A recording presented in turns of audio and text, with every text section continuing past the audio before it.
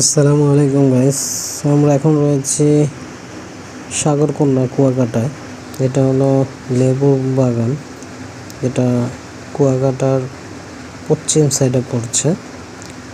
কুয়াকাটার main যে সমুদ্র সৈকত থেকে পশ্চিম দিকে, তো পুরোটাই কিন্তু লেবুর বাগান, যেটা লেবুর গাছ চারিদিকে দেখতেছেন আপনারা, এবং এগুলো সবই বালুর মধ্যে রয়েছে। এবং এখানে সবই কিন্তু গাছগুলো তাজা আছে।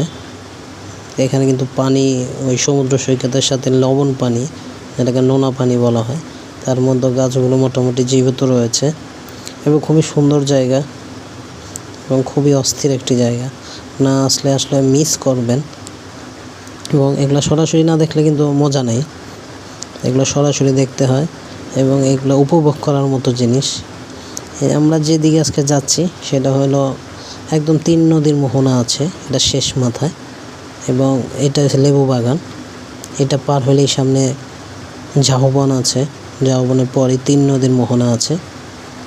তো এই পুরোটা লেবুর বাগান দেখতেছি এবং খুবই সুন্দর জায়গা।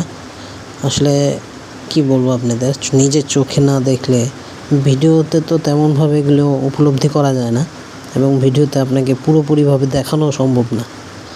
আপনারা যদি দেখতে চান সরাসরি এসে এগুলো দেখতে হবে। এবং আমার কুয়াকাটা এটা ফার্স্ট টাইম, কিন্তু খুবই উপভোগ করতেছি, খুবই সুন্দর লাগতেছে, খুবই ভালো লাগতেছে।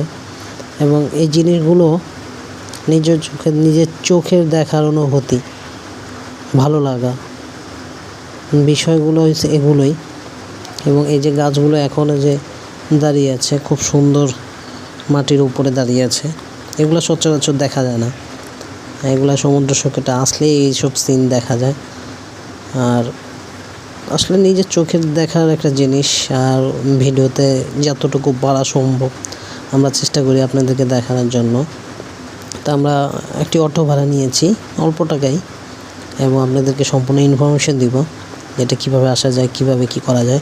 আমরা মূলত কুয়াকাটা যে বিচ রোড, সেইখান থেকে একটি অটো ভাড়া করি 200 টাকা দিয়ে আর কি, আমরা 2 জন। কিন্তু এটা কিন্তু আবার আপ ডাউন করে।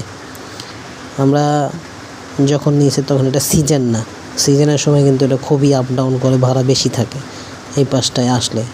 এবং এটা কিন্তু আমাদের রিজার্ভ, আপ ডাউন আমরা যাব এবং আমাদেরকে নিয়ে আসবে এই অটো গাড়ি। এটা ব্যাটারি চালিত অটো, ভ্যান আর কি, ভ্যান বলা হয়, একটু লম্বা টাইপের, খুবই সুন্দর। তো এটা দিয়ে আমরা যাচ্ছি। আর এখানে অনেক রকম সাইট সিন রয়েছে, এবং সাথে যে দোলনা দেখতেছেন আপনারা, যেরকম দড়ি দিয়ে দোলনা বানানো, জালি দিয়ে, এগুলো দিয়ে এখানে দোলনা খায়, উপলব্ধি করে। এখানে কিন্তু কোনো ভাড়া নেই।